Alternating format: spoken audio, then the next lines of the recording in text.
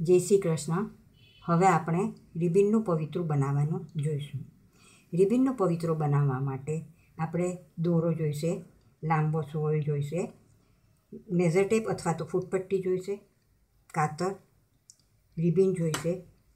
આ 1 ઇંચની પણ મળે છે, અડધો ઇંચની મળે છે, 5 ઇંચની મળે છે અને આવી નાયલોનની રિબિન, જાત જાતની રિબિનો પણ મળે છે. આપણને જે અનુકૂળ હોય તે લેવાની. પછી એ પવિત્રમાં વચ્ચે થાકમાં ડેકોરેશન કરવા માટે આવી એ તૈયાર મળે છે, એ આપણે વચ્ચે નાખી શકીએ. આવા સફેદ આ પણ મળે છે અને આવા બધા જાત જાતના ડેકોરેશન બજારમાં મળે છે. આવી પટ્ટીઓ પણ મળે છે દરેક કલરની. તો આપણે આ બધું એમાં વાપરશું. હવે આપણે આ અડધો ઇંચની 15 ઇંચની પટ્ટી લેવી છે.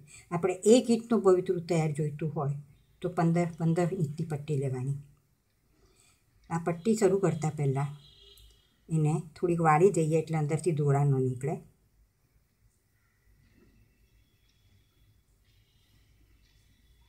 અને સરખા અંતરે એના ટાંકા લેવાના છે, બરાબર વચ્ચે અને સરખા અંતરે, નાના મોટા ન આવવા જોઈએ.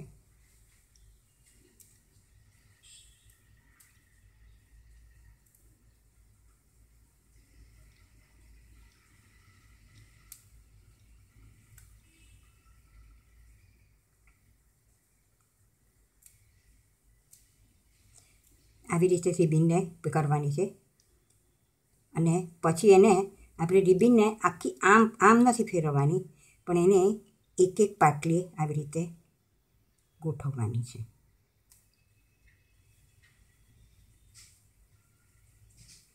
આ રિબિન આ અડધો ઇંચની રિબિનને 5 ઇંચની દોરી જો હોય તો એની અંદર આપણે આવી રીતે એક ઇંચના માર્કિંગ કરી દેવા પડે, તો બરાબર માપ આવે. નહીં તો પછી આપણું વાંકું ચૂકું આવે.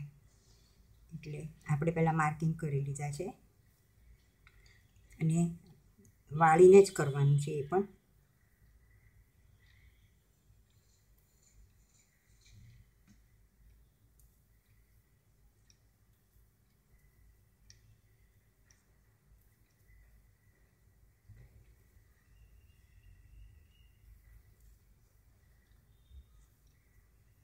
આવી રીતે કરશું તો આવું ફૂલ જેવું થશે.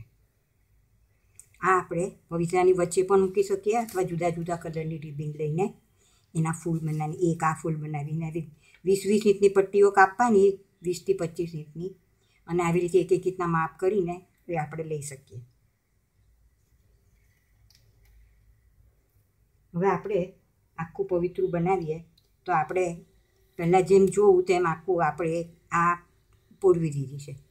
એ પૂરવીને આપણે આ પકડીને એક કરવાની છે. આખી આમ ગોળ ફેરવવાની નથી, પણ એક આવી રીતે મૂકવાની છે. આખી ગોળ ફેરવવાથી ફિનિશિંગ બરાબર આવતું નથી.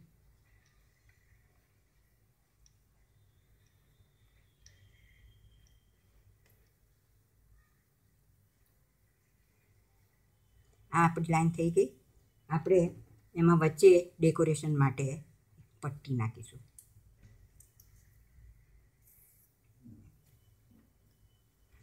અને પછી એના પર બીજા કલરની રિબિન લઈને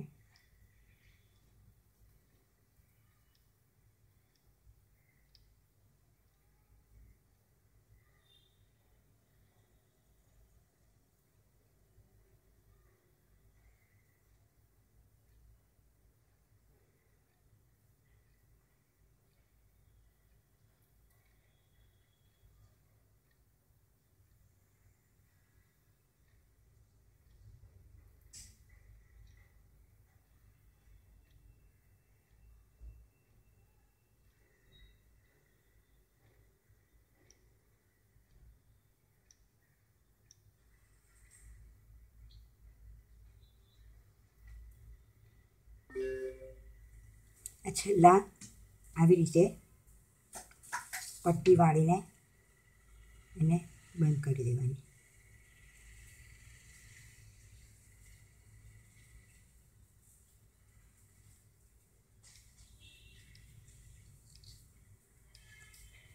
આવી રીતનું આપણું પવિત્રું તૈયાર થશે.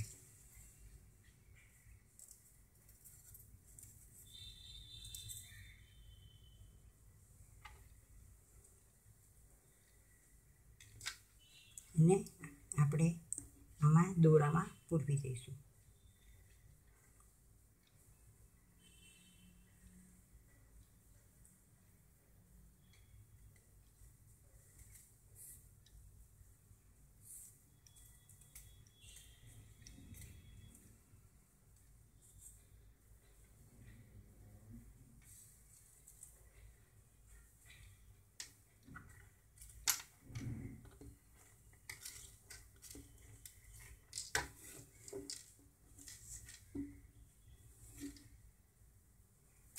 આપણું આખું પવિત્રું આપણું આવી રીતના તૈયાર થઈ જશે.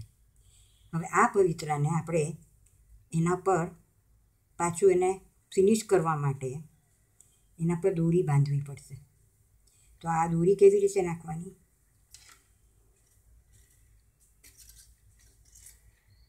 આવી જાડી સોય આવે છે મુઠ્ઠી.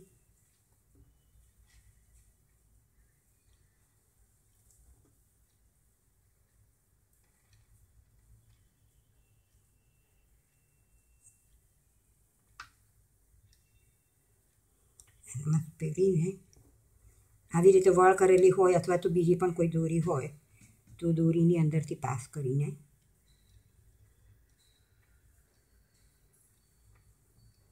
પછી આની જોડે ટાઈટ કરી દેવાનું છે.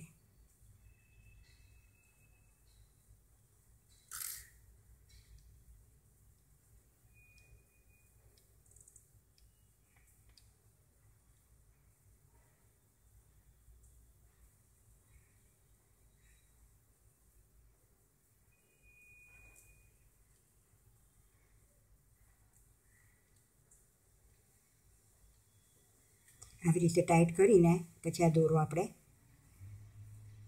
કાપી નાખવાનો. આવી રીતે બીજી બાજુ પણ કરી લઈએ એટલે આપણું પવિત્રું તૈયાર થઈ જશે.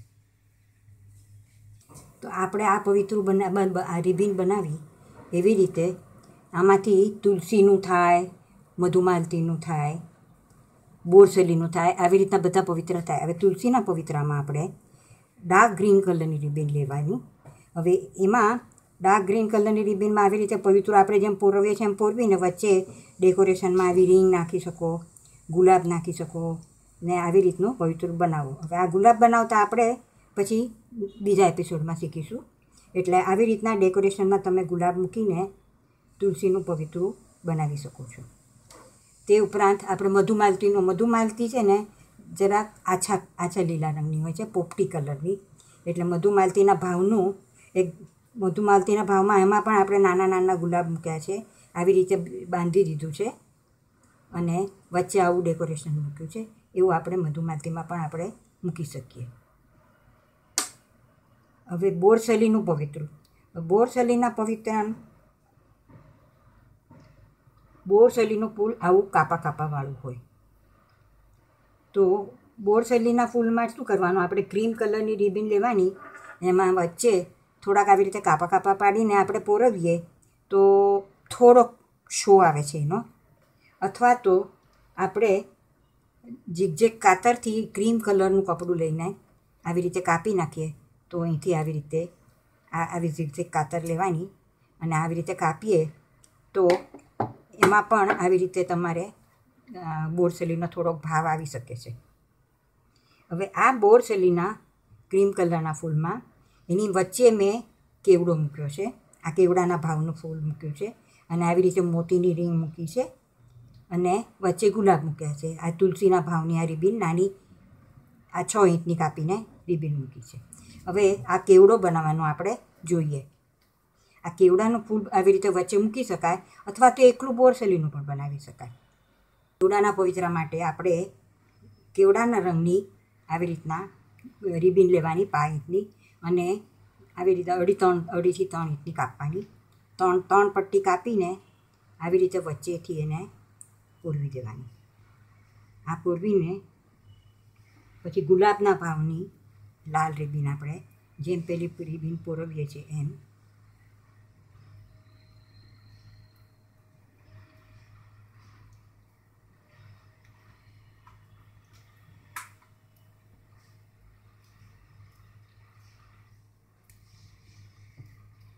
આવી રીતે તુલસીના ભાવની આપણે લીલી રિબીન લઈ શકીએ,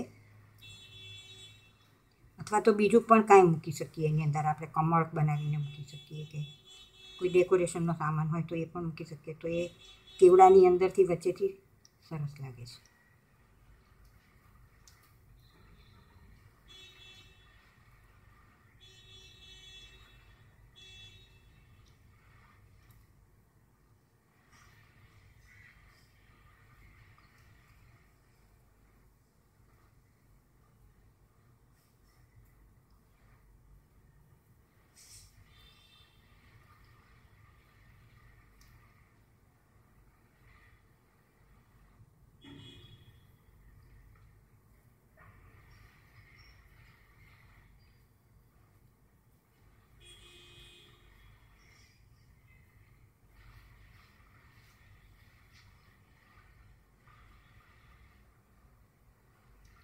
આવી રીતે કરીને આ બધા પછી વાળીને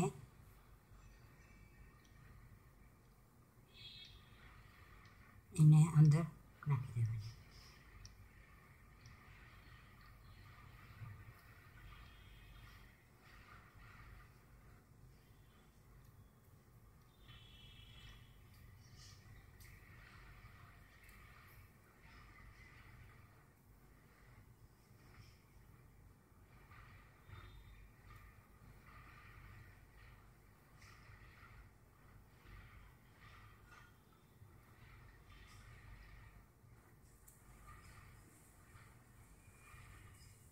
આવી રીતે કેવડાનો મણકો આપણો તૈયાર થશે.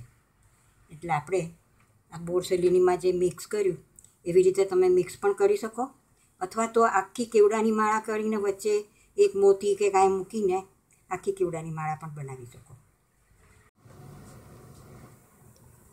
પછી રિબીનમાંથી આવું સુખડનું પવિત્રું પણ બનાવી શકાય. સુખડના પવિત્રામાં જરા રાડી પોણા ઇંચની પટ્ટી લેવાની. પોણા ઇંચની પટ્ટી લઈને વચ્ચે થાક માટે આપણે લાલ કલરની આપણે જેવી રીતે કરીએ છીએ એવી રીતે કરવાના. વચ્ચે તો આવી મોગરાની કળિયા મળે છે, આવી એવી એની તુઈની પટ્ટી મળે છે, મોતીની પટ્ટી મળે છે. અને આ તુલસીના ભાવની 1 ઇંચની પટ્ટી, 5 ઇંચની પટ્ટીનો 1 ઇંચનું માપ લઈને જે આપણે લાંબી સોઈ જોયું તે પ્રમાણે આવી રીતે તુલસીનો ભાવને આવી રીતે મણકો મૂકીને આપણે સુખડના ભાવનું પવિત્રું બનાવી શકીએ છીએ. તે ઉપરાંત 3 શેરનું પવિત્રું પણ આપણે બનાવી શકીએ છીએ. 3 શેરનું એટલે આવી રીતના 3 શેર. તો આ 3 શેરનું પવિત્રું બનાવવા માટે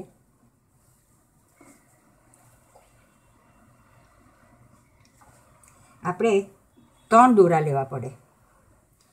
એમાં 3 દોરા લઈને સૌથી પહેલાં આ જે આપણે થાક છે ને તે કરી લેવાનો. જે બી કરવો હોય તે આપણે પોતે વિચાર કરીને ત્રણે દોરામાં પૂરવીને આ 3 દોરામાં આટલો થાક કરી દેવાનો. આ થાક થઈ જાય પછી 3 દોરાને છૂટા કરી દેવાના.